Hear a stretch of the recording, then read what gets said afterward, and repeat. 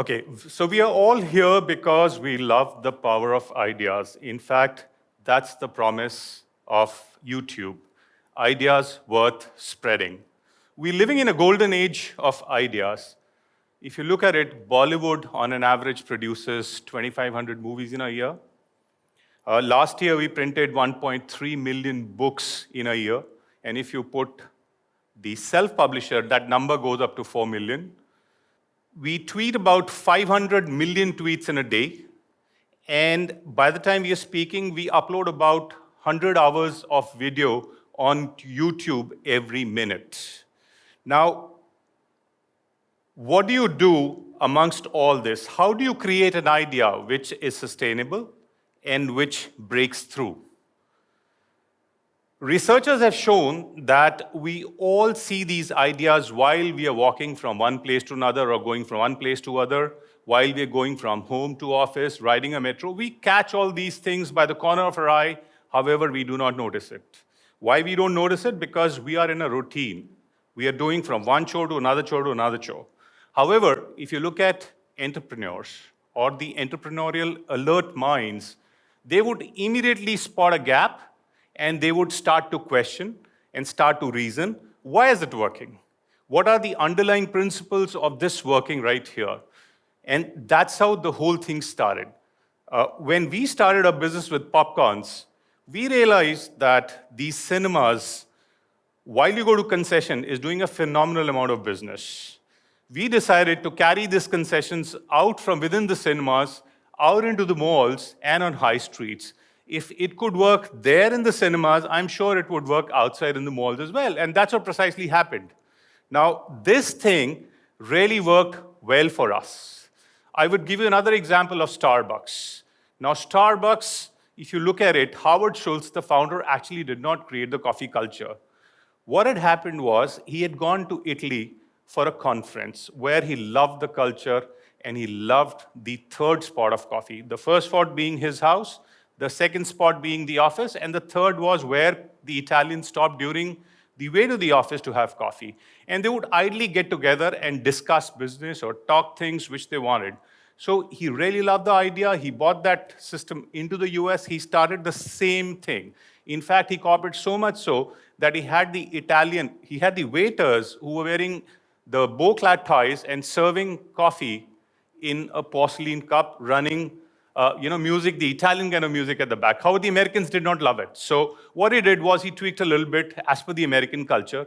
And today, if you see, Starbucks is one of the most famous brands in the world with 36,000 stores in over 70 countries. So if you have an idea, you can transform it over the geography, over the sectors, and even the timelines. Here is another important example, Elon Musk. If you look at his brands Tesla and SpaceX, so what Elon is trying to do here is he's trying to solve a problem in humanity. With Tesla, he's trying to build a sustainable mobility. With SpaceX, he's trying to make he's trying to make life multi-planetary. What he actually did was he reached out to NASA and he said, look, are you guys doing something about the space program there? Nobody responded to him.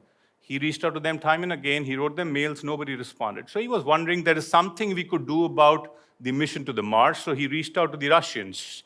When he talked to the Russians, he got a similar response and nobody responded there either. So he went to China and similar thing. He suddenly realized that nobody is doing anything about missions to Mars.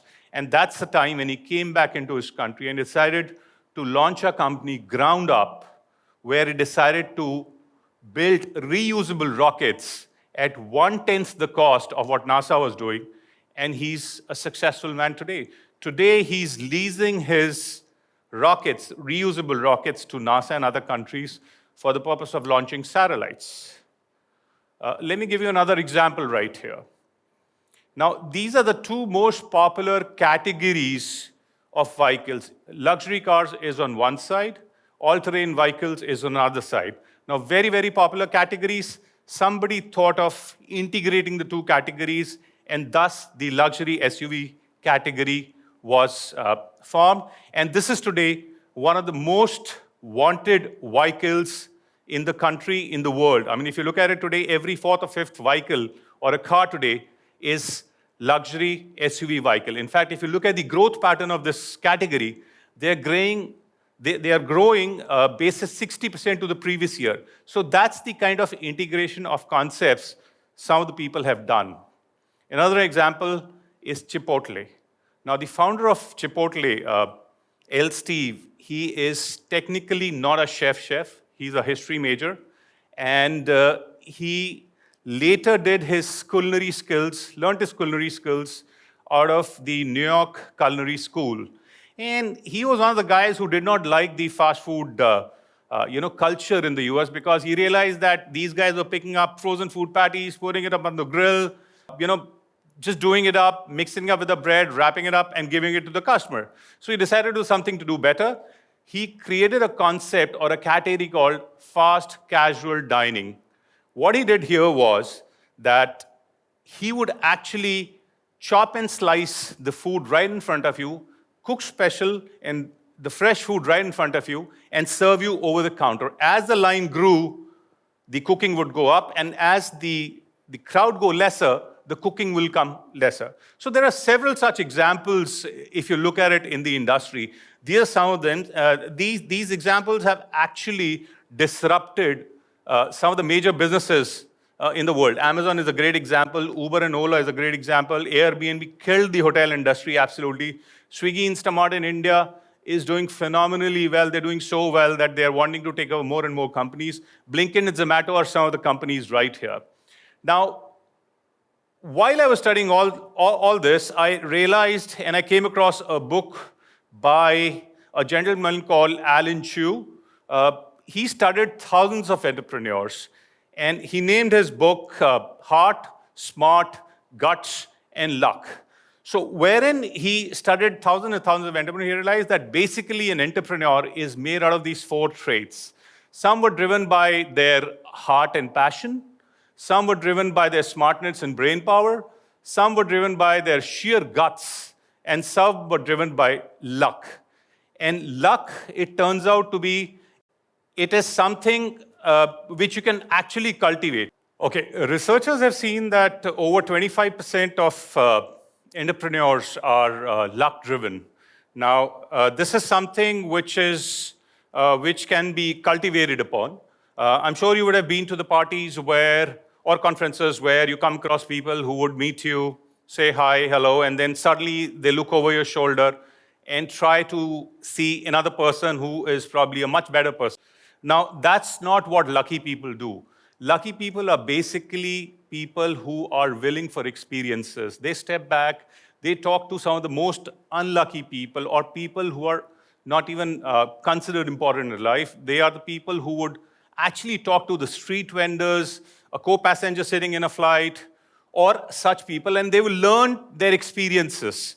And they are one of those people who would actually want them in their lives 10 years ahead. So luck is all about humility, it's about curiosity, and it's about learning experiences.